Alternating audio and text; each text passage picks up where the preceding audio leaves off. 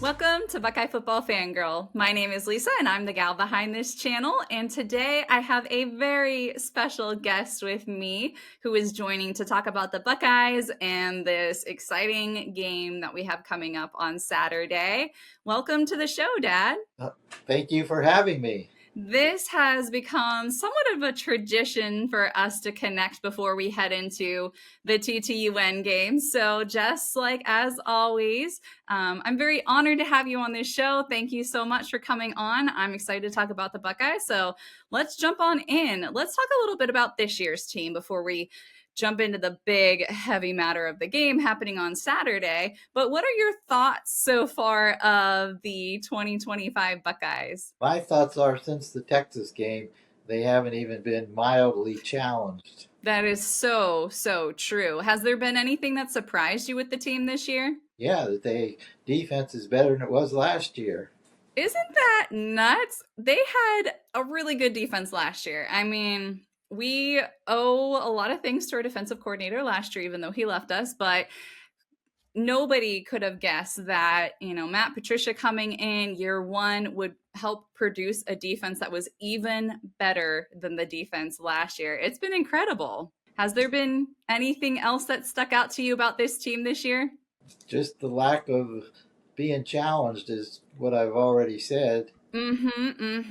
So that leads me to my next question, because there seems to be this national media narrative about the Buckeyes. But they aren't good because they haven't played anybody. Exactly. I see the Buckeyes as a team who so far this year has been kind of boring good, in the sense that the games don't even, I don't even get nervous because they don't feel close. Even if the score starts out close in the first half and they go into halftime and, maybe it's 7-14 or something like that, I'm not sweating it this year. I'm not sweating it at all. I used to be sweating and so nervous, biting my nails during games like this previously, but the team just feels so in control of things this year that, again, like you said, it's not even close. It's pretty nuts. It's just kind of like they're nonchalant and along. Exactly. And they win the games. They win them soundly. They show what they need to show. They're not blowing anyone out. Someone was saying 60-0 or something like that, but they don't have to. They win what they need to win, and then they move on to the next game. It feels very professional. So I'm curious, this year, who is your favorite player?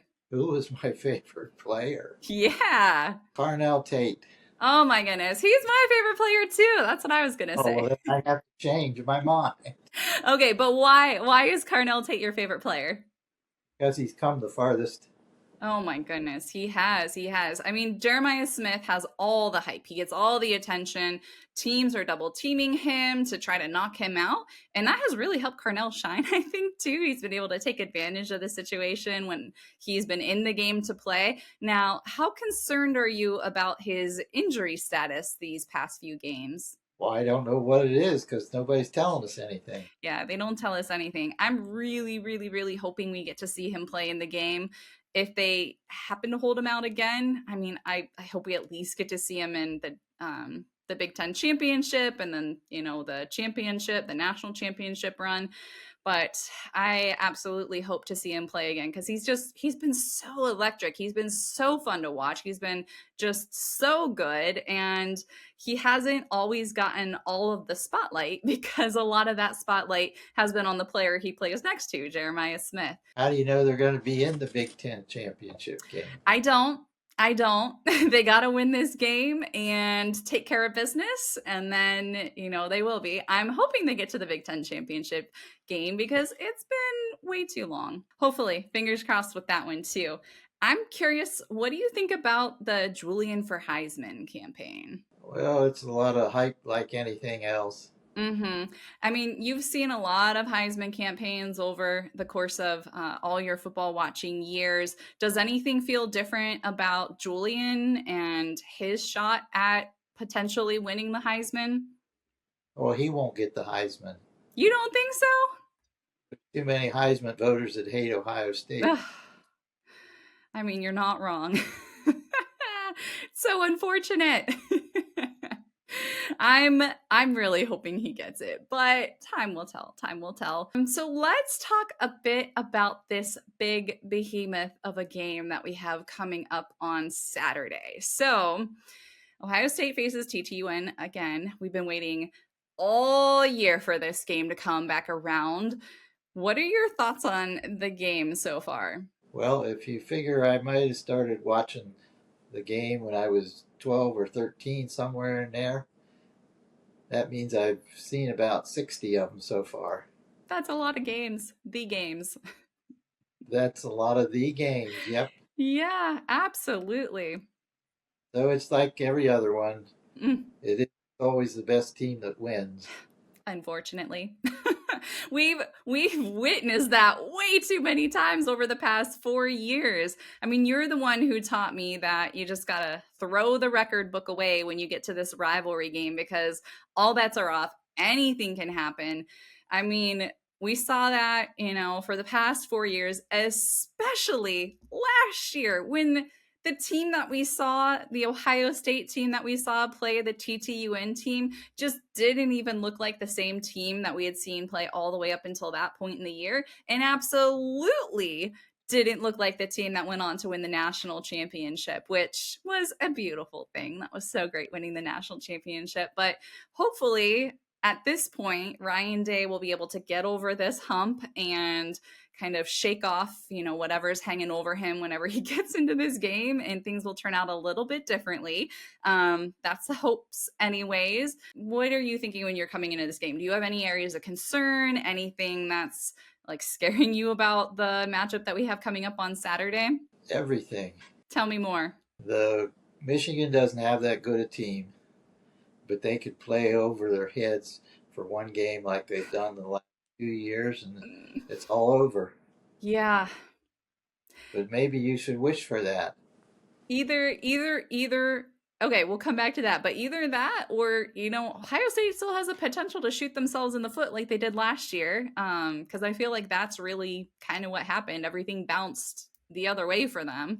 But I'm curious to what you just said. So can you expand a little bit more on that last comment that you made? Well, last year it got them mad. It did get them so mad. It got that team fired up. And how many games did they play last year? 4 playoff games. Mm-hmm. How many minutes are in a playoff game? They play 60 minutes. 60 times 4 is how much?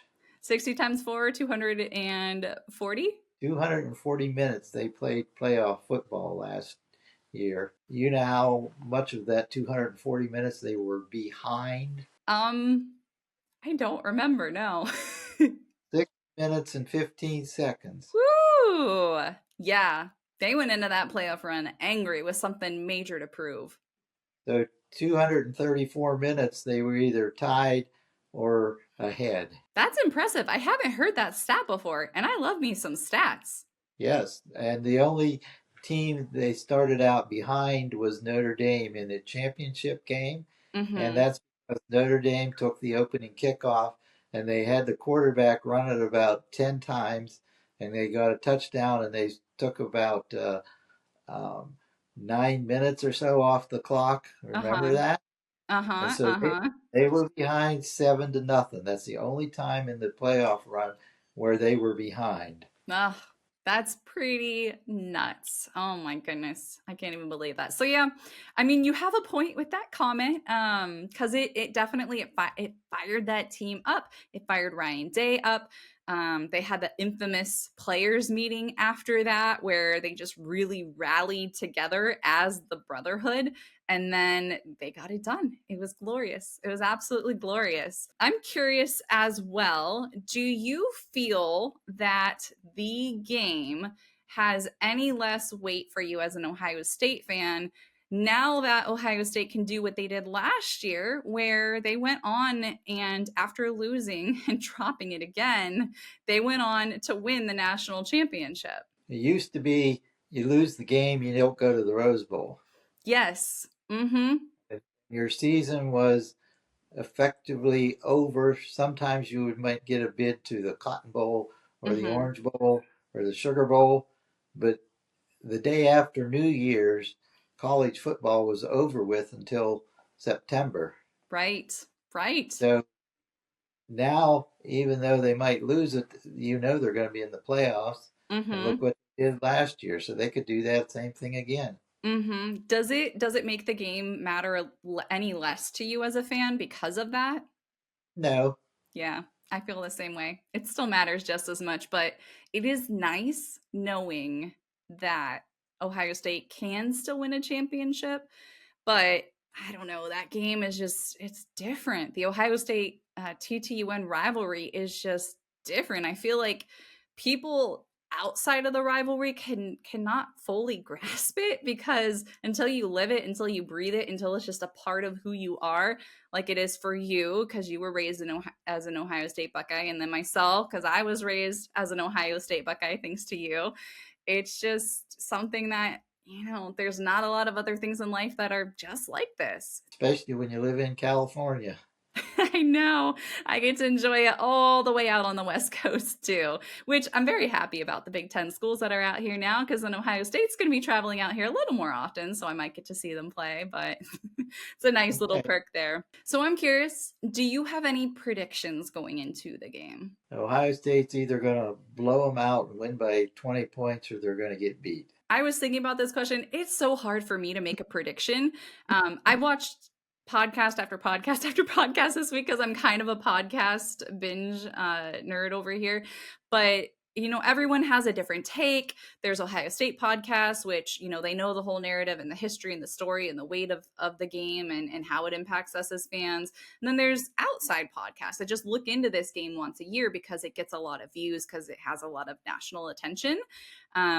And it's hard to predict because again, it's one of those games you got to throw the record book away, as we've seen proven these past 4 years, and anything can happen. It's so hard to predict. I'm with you where I feel like going in, Ohio State has been the better team. They've been so consistent. They have rock stars on their team. On the defense, the entire defense has been playing, lights out. On the offensive side, when things are clicking, they just make it happen. And so Ohio State on paper should come in as a stronger team and walk away with that victory, but you just never know. It makes this game so unpredictable, so much fun to watch as fans, so exciting as you're heading into it, but there's just so much unknown too. Any final thoughts, any previous game stories that you want to get into before we wrap things up? Yeah, I want to go back to your last comment. Okay, yeah. You said on paper. Yes. Is that paper including Carnell Tate and Jeremiah Smith, or is that paper with both of them sitting on the bench? I kind of lean the way that Ohio State still, even without them playing, would be the better, stronger team because our defense is so strong. We've got studs. They're thankfully, knock on wood, hasn't been a lot of injury on the defensive side. Lorenzo Styles went out last game, which is such a bummer after he turned that kickoff return back for a touchdown. That was incredible. But thankfully, they've been relatively healthy. And I think our defense just swings things so much into our favor. Like, I'd still say, even if, Jeremiah Smith, Carnell Tate, if they're not able to join for some reason, which I hope they are, I really want to see them play in this game. I still think it swings Ohio State's way, but what are your thoughts on that? Well, it makes it a more even game It because does. their wide receiver core took a major hit last week. Yeah, it did. It did. So there's definitely that to take into consideration. I don't know. I'm forever the optimist. So I'm really optimistic and hoping that they will be able to play, but we won't know until we get to Saturday and we see who's out there on the field. Ohio State is not going to tell us anything about that. They never do with injuries like that. And why would they when it's one of the biggest games of the year that we're heading into? So we won't know. But any other final thoughts or any other previous game stories? Got one final thought. After we hang up this, I'm going to eat my pumpkin pie. Amazing. Yes. So we are recording on Thanksgiving. Happy Thanksgiving to everyone out there. I hope you're able to enjoy some delicious food today, maybe some pumpkin pie, maybe another treat of choice, maybe turkey if you go traditional, or something a little bit less traditional. But happy Thanksgiving to everybody. I'm so grateful for all of you guys who are watching it. I hope you're enjoying the holidays, able to spend it with people that you love, whether you are in the same state as them or just connecting virtually, like we get to, Dad. But thank you everyone for joining in. Thank you so much, Dad, for joining me on this show, this tradition that we have. It's so great talking Ohio State football with you, and I'm nervous, but also very excited for this game on Saturday. Good. I'm glad you're excited. Absolutely. Absolutely. All right. With that, thank you for joining in. I will see everyone on the other side of the game. OH. I-O.